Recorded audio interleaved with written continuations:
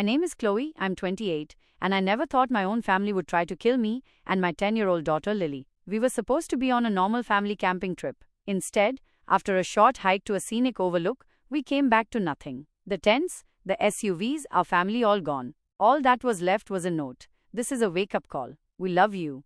My blood ran cold. Lily squeezed my hand and whispered, "Mummy, where did everybody go?" And in that moment, the horrifying truth crashed down on me.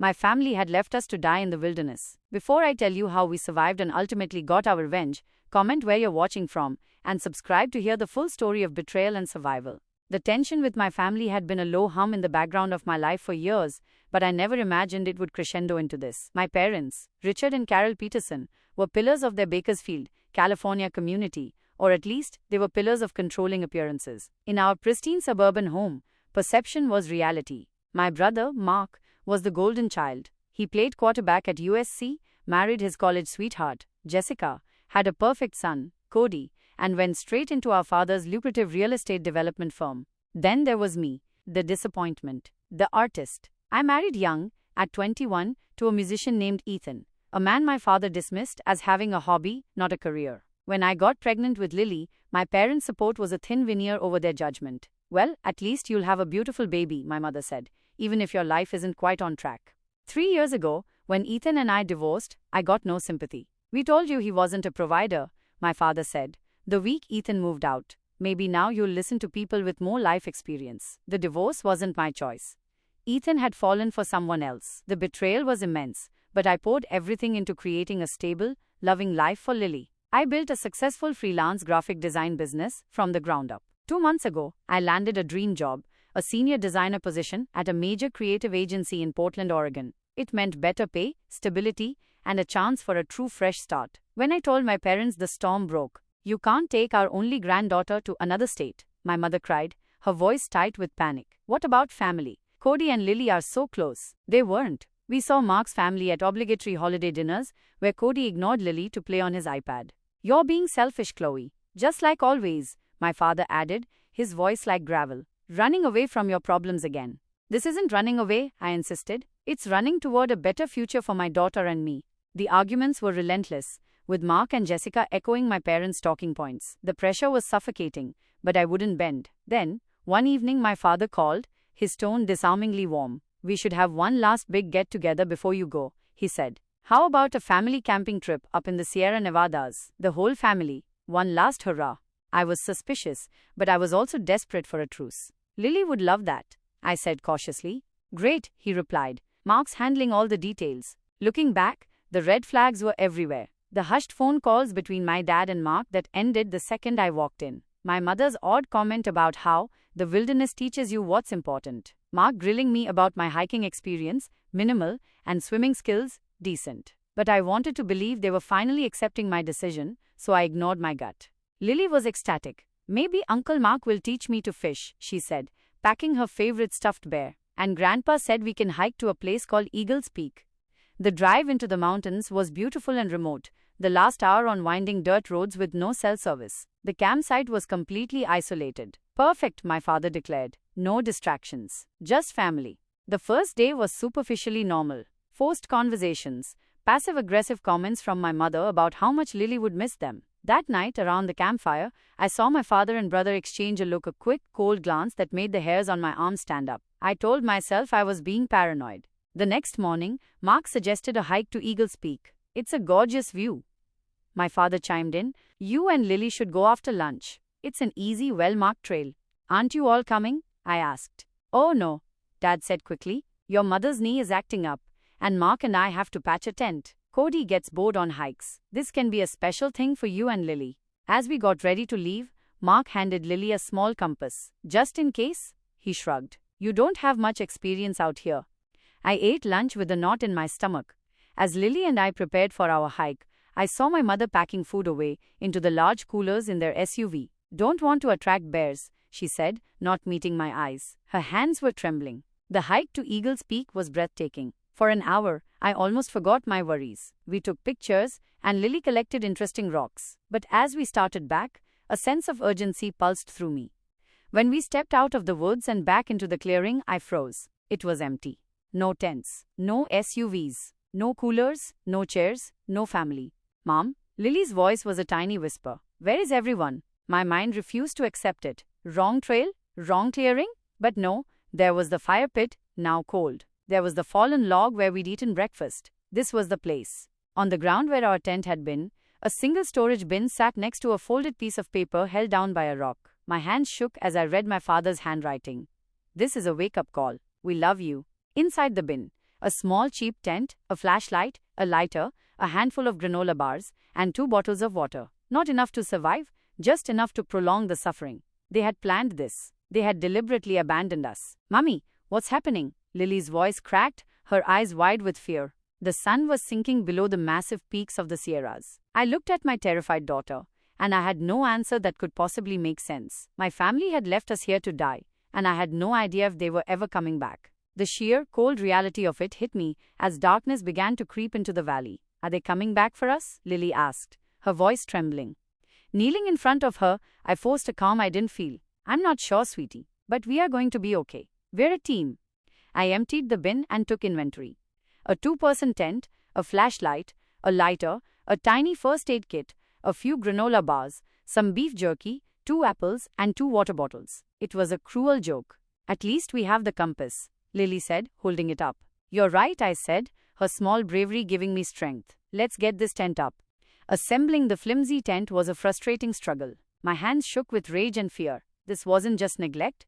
This was a calculated act of cruelty. As I got Lily settled inside, I found another note I hadn't noticed, tucked in my backpack. It was from my mother. Chloe, this intervention is necessary. You constantly run from your responsibilities. Taking Lily away from a stable family is the final straw. A few days in the wilderness will teach you the self-reliance and gratitude you've always lacked. We will return when we feel you've learned your lesson. Love, Mom. Intervention. The word was a lit match on my fury. This was their twisted, final attempt to control me, and they were using my daughter as a pawn. Mom, are you crying? Lily's voice came from the tent. Just frustrated, honey, I lied, crawling inside. I'm scared, she whispered. I heard a coyote. I pulled her close. Why did they leave us, Mom? Was it my fault? Her question shattered my heart. Never. This is not your fault. This is about grown-up problems that they are handling in a very, very wrong way. Is it because we're moving to Portland? Partly, I admitted, but that doesn't make this right. As Lily fell into a restless sleep, I lay awake. A sentry in the vast, dangerous dark. The wind whispered through the pines, and every rustle of leaves sounded like a threat. My mind raced. We couldn't just wait. Their lesson could be our death sentence. A single burning thought solidified in my mind. If we survive this, they will never see Lily again. My relationship with my family was over. Now my only mission was survival. The next 3 days were a blur of primal fear and fierce determination. We treated it like a game, Sierra Survivors, to keep Lily's spirits up. We used the compass to find a small creek, boiling the water to make it safe. We rationed our meager food, supplementing it with wild berries Lily identified from a school project. I tried and failed to spear a fish with a sharp stick. On the 3rd day, a cold rain swept through. As I was trying to reinforce our flimsy tent, I slipped on wet pine needles, and my ankle twisted with a sickening pop. The pain was blinding. Mom, Lily cried. My 10-year-old daughter, who should have been at a sleepover with friends, became my caretaker. She gathered firewood, she checked our pathetic fish trap, she brought me water. Watching her, so small and so brave, filled me with a mixture of immense pride and soul-crushing sorrow. By the 5th day, our food was gone. Worse, Lily woke up flushed and glassy-eyed. She had a fever. Panic, cold and sharp, cut through my own hunger and pain. This was no longer about survival. It was a race against time. I built a signal fire, piling green leaves onto the embers to create a thick plume of white smoke, praying someone, a ranger, a hiker, anyone would see it. As I was tending the fire, a rustle in the woods made me freeze. A black bear, young but powerful, stood at the edge of the clearing, sniffing the air. My blood turned to ice. Lily, I whispered, moving slowly toward the tent. Wake up, we have to be very quiet. We backed away slowly, my own pain forgotten. I boosted her into the branches of a large pine tree, then hauled my own injured body up after her. We clung to a branch 15 feet off the ground as the bear tore through our campsite, shredding the tent and our backpacks. It finally ambled off as dusk fell, leaving us with nothing. Shivering in the tree, with Lily delirious with fever against me, I finally broke. Silent, hot tears of rage and grief streamed down my face. Why? Why would you do this to your own granddaughter? And then, a memory sparked by my father's imagined smug voice. On the drive up, he'd casually mentioned a ranger station a few miles down the main trail. A new resolve burned through my despair. We were not going to die in this tree. I got us down, salvaged the flashlight and compass, and fashioned a drag sled out of the shredded tent. With Lily too weak to walk, I began to pull her through the dark, unforgiving forest. The pain in my ankle was excruciating, but the image of my parents' faces fueled me. Every painful step was a declaration of war. You will not win. I vowed to myself that they would pay for this, not just for what they did to me, but for what they did to my child. I must have collapsed from exhaustion. I woke on the forest floor to the faint light of dawn. The first thing I noticed was Lily, sitting up, her eyes clearer. "Mom," she said, her voice weak but present. "I feel a little better." Her fever had broken. As I pushed myself up, my eyes caught something. A wooden post with a faded red trail marker. Hope, fierce and bright, surged through me. We found a trail. We followed it for what felt like hours, Lily leaning on me, both of us moving on sheer will. Then, we heard it. Voices. "Hello?" I screamed, my voice raw. "Help! Please, we need help!" Two hikers, a couple named Dave and Sarah, appeared on the trail. Their faces registered shock at our condition. "My God," Dave said. "We're 2 miles from the ranger station. We'll get you there." Leaning on them, we limped the longest 2 miles of my life. The sight of the rustic ranger station was the most beautiful thing I had ever seen. The ranger, a calm, capable woman named Eva Rostova, immediately took charge, providing first aid and calling for a medical evacuation. As the paramedics loaded us into an all-terrain vehicle, Ranger Rostova asked, "Should we be looking for the rest of your party?"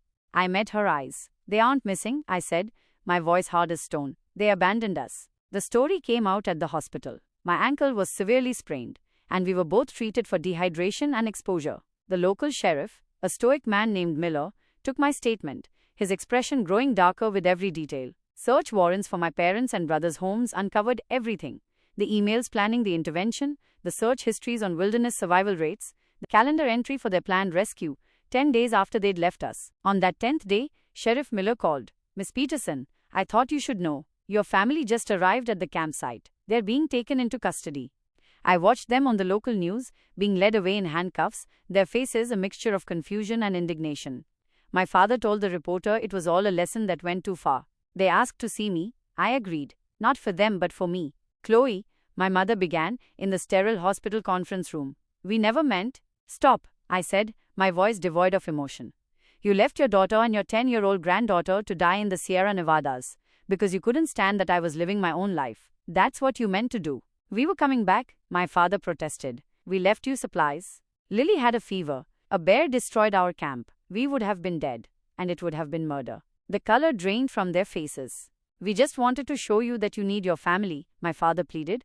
I gave a short, bitter laugh. "You showed me the exact opposite. Lily and I survived in spite of you, and we will thrive without you." I stood up. "You are not my family anymore. Family protects each other. You are just people I share DNA with, and after today, you won't be sharing anything with my daughter or me ever again." Walking out of that room, I felt a lifetime of weight lift from my shoulders. 6 months later, we sat in a courtroom and watched as my father was sentenced to 5 years in prison, and my mother and Mark to 3. Jessica got 2 years. A permanent restraining order was put in place. Leaving the courthouse, a reporter asked how I felt. "This was never about revenge," I said, holding Lily's hand. "It was about ensuring my daughter can grow up safe, free from the kind of people who confuse control with love." We made it to Portland. With the help of a wonderful therapist, Dr. Anya Sharma, we began to heal. The nightmares faded. We built a new life. I started the Summit Foundation, a non-profit to support survivors of family trauma and teach wilderness safety. Our story, shared on our terms, helped countless others find the courage to set their own boundaries. 1 year after our ordeal, Lily said something that stunned me. "Mom, I want to go camping. For real this time." So we did. With proper gear, training, and an experienced guide, we went camping in the beautiful forests near Mount Hood. As we roasted marshmallows under a canopy of stars, Lily looked at me. "I'm proud of us, Mom," she said. "We're survivors." 5 years later, my daughter is a confident, compassionate 15-year-old. My book about our experience is a bestseller. The Summit Foundation has helped hundreds of families. The other night, as we walked along the waterfront in Portland, Lily asked, "Do you ever wonder about them?" "Sometimes," I answered honestly.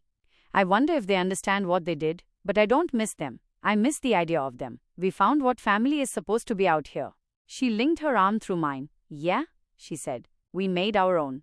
The abandonment was meant to break me, to force me back into a cage. Instead, it broke the chains. In losing the family I was born into, I found the freedom to build the life I was meant to live. And that, in the end, is the greatest revenge of all. What's your story of overcoming betrayal? Have you ever had to draw a line with toxic family members to protect your peace? Share your experiences in the comments below. Don't forget to like and subscribe for more stories of survival and building a life on your own terms. Remember, the family you choose can be the one that truly sets you free. Thank you for listening.